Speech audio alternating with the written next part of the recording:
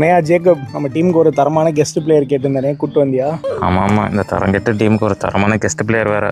பாருங்க கேப்டன், சிங்க குட்டி கேப்டன் வந்துட்டான். கேப்டன் யார் இவனா? இவனே குட்டியா இருக்கான், இவன் எப்பறம் தாங்குவான்? நம்ம ஆப்பனன்ஸ் வர 1980s வெஸ்ட் இண்டீஸ் மாதிரி காட்டானுங்க மாதிரி இருப்பாங்களே, இவன் தாங்குவானா? இவன் சரியா வர மாட்டான்டா. செம பிளேயர் கேப்டன், வைபவ் சூரியவன்ஷ் மாதிரி ஆடுவான் கேப்டன். அப்படியா? ஸ்டேட் ஏதாவது ஆடி இருக்கானா? ஸ்டேட் லிஸ்ட்ல தேடினா எப்படி கிடப்பான்? பிளேயர்லாம் கிடையாது, ஸ்டேட் பிளேயர்னு சொல்லி வச்சிருக்கான் கேப்டன். எல்லா டீமும் தேடுறாங்களா இந்த மாதிரி பிளேயர் வேணும்னு. ரொம்ப பயங்கரமான ஆளா இருப்பாரோ. Hi bro. டைம் இல்ல. ஆஹா, ஒரு ஆள் நிஜமாலே நல்ல பிளேயரா இருப்பானோ, ஆட்டிடியூட்லாம் காட்டுறான். அப்புறம் ப்ரோ, ஏதாவது கொஸ்டின்ஸ் இருக்கா? சேஞ்ச் பண்ணதுக்கு சேஞ்சிங் ரூம் இருக்கா ப்ரோ? சேஞ்ச் ரூம்லாம் ஒன்றும் இல்லை ப்ரோ. உங்களுக்கு சேஞ்ச் பண்ணணும்னா சொல்லுங்க, நாங்கள் வேணா 4 பேர் சுற்றி நின்று வேஷ்டி பிடிக்கிறோம். அப்புறம் நீங்கள் சேஞ்ச் பண்ணிக்கோங்க என்ன மாற்றணுமோ. என்னையா உன் கேப்டன் மதிக்காம பேசுறாரு? ஆள் தெரியல போட்டுருக்கு.